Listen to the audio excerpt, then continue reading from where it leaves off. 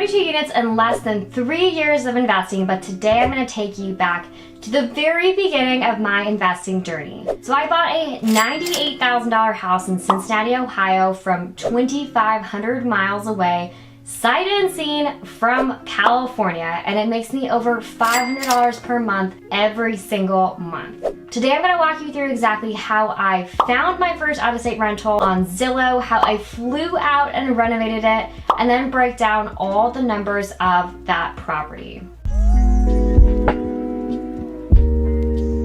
What's up? I am Sully from Lattes Leases, and I post videos every week to teach you how to use real estate investing to reach financial freedom fast. Make sure to like and subscribe to this channel for more videos just like this. I'm going to dive into today's video. In this video, I'm going to go through the whole story of how I bought my first property at 22 years old. If you missed a video of how I started investing in real estate, you can catch up on it here. I will link it for you.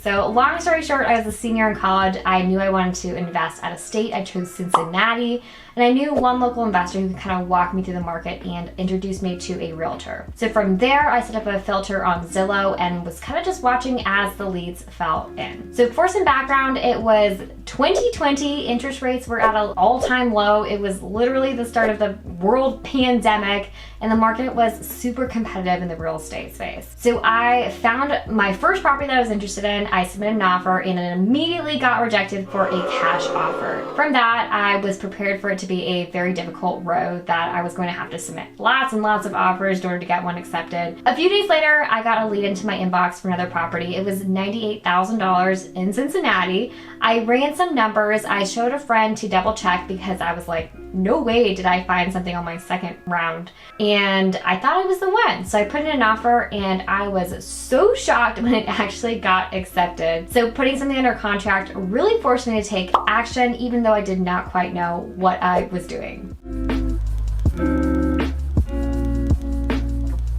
Keep in mind that when I got this property under contract, I was a senior in college. So I had saved up around $50,000 from working almost full-time my junior and senior year. And I know that seems like a lot for a college student, but I lived super frugally and basically saved up all my money over the years from various jobs. All I knew was that when I first started, everyone put 20% down. Now I know that there's so many ways to creatively finance deals, but at the time, all I knew was a conventional loan. So I went down that route. Lucky for me, I got started investing at a really great time when interest rates were at an all-time low, around 3.5% for investment loans. Honestly though, financing was probably the most stressful part because I was not pre-approved when I got the property under contract, and the loan almost fell out multiple times. But after a nail-biting experience, I finally got the clear to close, and I ended up putting 20% down with a conventional loan on that first property. So as a reminder, it was $98,000. 20% down was about $19,600, and then don't forget about the closing costs. It was about $3,000 additionally that I had to bring to the closing table. So all in all, to the closing table was about $22,600. It's about half the money that I had saved up for a first rental property. So after I closed on that first property, I decided to fly out to Cincinnati for a month because I wanted to see what I had just bought. I did not see my property prior to close and kind of just relied on my agent, my investor friend, and a couple contractors to walk through and verify that the property did indeed exist and that it was actually a good investment. So the property was in decent shape when I bought it. It was a little bit outdated, so I planned to renovate it. I wanted to renovate the kitchen by putting in backsplash, painting cabinets, updating appliances. I wanted the whole house painted. Very cosmetic stuff. So also when I got to Cincinnati, I figured out by going to my neighbor's carbon copy house that I could also turn the formal dining room into a bedroom by hanging just a door and building a closet. This was by far the biggest value add I discovered because I was actually adding a whole nother bedroom to the house. All in all, the budget was very cosmetic. It was around $15,000 for a combination of some DIY work, which I did not know how to do, so I probably wasted a lot of my time there. And then also that includes bringing in some contractors to finish up the harder work. So although I had the money to pay for it in cash, I kind of wanted to hold back some of my money for reserves just in case something popped up. And so I actually chose to finance that renovation with a credit card. I chose the Chase 0% APR Freedom credit card, and they gave me a $15,000 credit line and about 18 months of 0% interest before I had to pay it back. So if you're curious about how I paid back that credit card in just a few months, keep watching to the end and I will break it all down. So I believe the renovation took just about 2 months, probably slowed down by me being there and trying to renovate it. I actually documented the whole thing on Instagram if you're curious and want to see. It was pretty entertaining. But now it was time to find a tenant. So I hired a property manager to actually manage the property for me because I was living in California.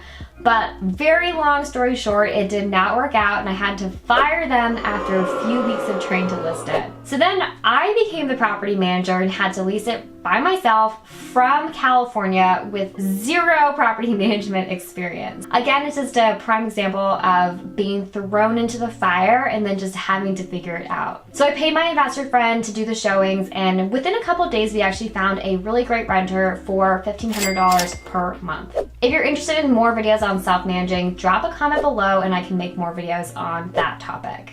So by that point, I had increased the value of my property so much by renovating and adding that third bedroom that at the 6-month mark, I was able to get my property reappraised and refinance out my initial investment. This is what is called the BRRRR strategy in investing, and it's the strategy that I have used to scale my own portfolio. So if you want to learn more about the BRRRR strategy, I really recommend that you read David Green's BRRRR book. It is something that will kind of just take you through the whole process. So basically, I reached out to the bank and they sent out an appraiser to look at the improvements and reappraise my property. Just as a recap, I bought the property for $98,000, closing costs were around $3,000. I spent around $15,000 in renovations. So I was all into this deal for around $116,000. However, the property appraised at $155,000. So I had increased the equity in my property so much by renovations. The bank gave me a new loan for 75% of the new appraised value, and I was able to recoup the majority of my initial investment and pay off my 0% APR credit card. I could then take that money that I recouped my initial investment and reinvest it in the next deal. So this is why I love the BRRRR process, because you can essentially recycle the same capital again and again for multiple properties. So let's break down the numbers post refinance to show you how much I make from this property per month. So rent is $1,500 per month. The mortgage post refinance is $522. That is principal plus interest. Real estate taxes, $167. Insurance, $63 per month. And then I also like to include reserves for vacancy, capex, and maintenance. So I take away 15% of rent every month and put that aside for when things need to be replaced and maintenance items comes up, something like that. After all those things, my net cash flow is $523. Do note that I self-manage this property, so there are no property management fees in there, which would usually be like 8 to 10% of rent. And then tenants pay for all utilities and landscaping, so there's no additional fees as well. So to further break down the numbers and show you a cash on cash return, basically how hard my money is working for me, I left around $7,000 in the deal after refinance. And so if you look at the net cash flow of $523, you multiply that by 12, you get $6,276, and you divide that by $7,000, it gives you an 80% cash on cash return. Cash on cash return is one of the main metrics that I like to use to figure out if it is a good deal. Kind of similar to a return from the stock market is how much are you making for how much money that you have in an investment. So 80% cash on cash return is pretty good.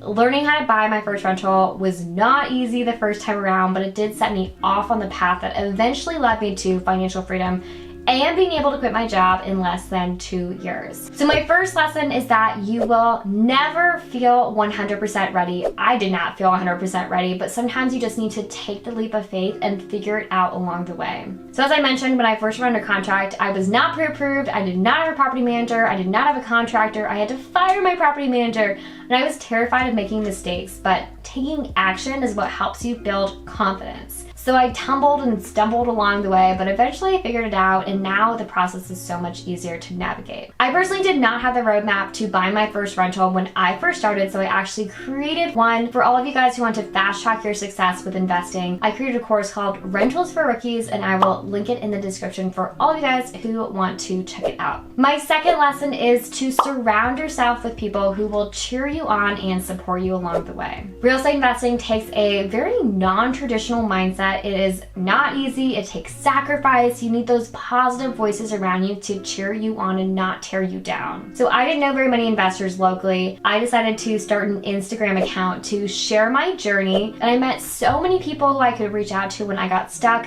exchange stories with, talk through challenges with, and it was really so helpful for my first property, my second property, and beyond. So if you don't have a strong community of other investors, it's okay. Most people don't. I didn't have one either. But make sure that you be intentional and go to meetups and conferences, or even start an Instagram like me to meet like-minded people. So that's it for today's video. Thank you so much for watching, and don't forget to like and subscribe for more videos just like this, and leave a comment telling me what videos you want to see next.